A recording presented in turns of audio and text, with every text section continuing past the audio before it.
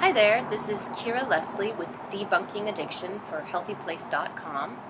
I wanted to talk a little bit about the issue of whether AA and NA, that's Alcoholics Anonymous and Narcotics Anonymous, whether their strong emphasis on clean time and sober time is helpful or harmful. Well, I've basically heard two schools of thought on this matter. Um, in both of these groups, it's pretty customary to celebrate lengths of sobriety or lengths of clean time um, with coins and with key tags, and it's something that people talk about a fair amount in the programs. And so for some people, it gives them something to cling to, something to think about, both physically a coin or a key tag, and also psychologically, they want to keep their sobriety date.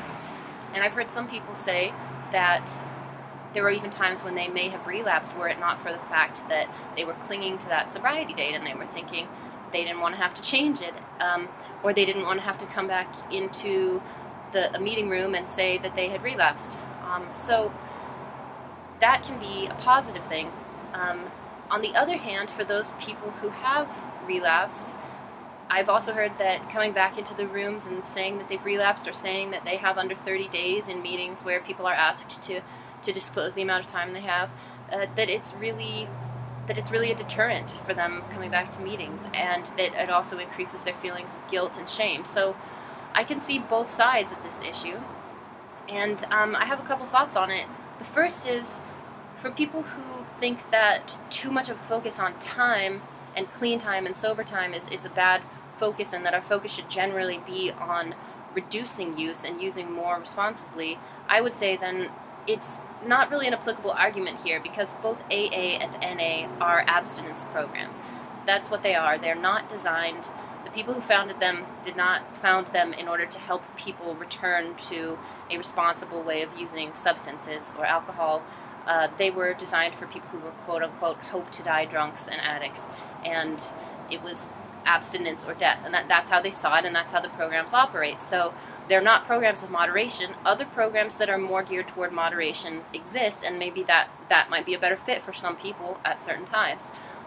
As far as the other issue, though, of people who do really want to choose abstinence, but they struggle, and they keep struggling with coming back to meetings because they might want to, but they feel embarrassed, or they don't want to have to disclose that they've relapsed, and then they feel like they're hiding it. I'm wondering if we couldn't kind of have a movement towards a sort of another type of meeting where time wasn't really talked about as much.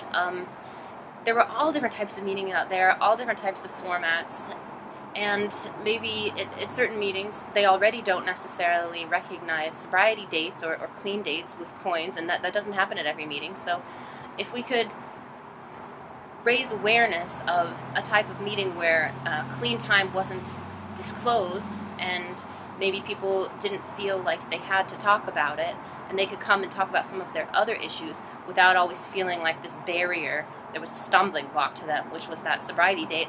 And then, of course, we could still keep the other meetings. They aren't going anywhere, birthday meetings and celebration meetings and all of that, because they serve a tremendously important role. I'm wondering what you guys think about these ideas. Do these kind of meetings already exist? Are people doing it? If so, how's it going? And yeah, so please share your thoughts below. Thank you.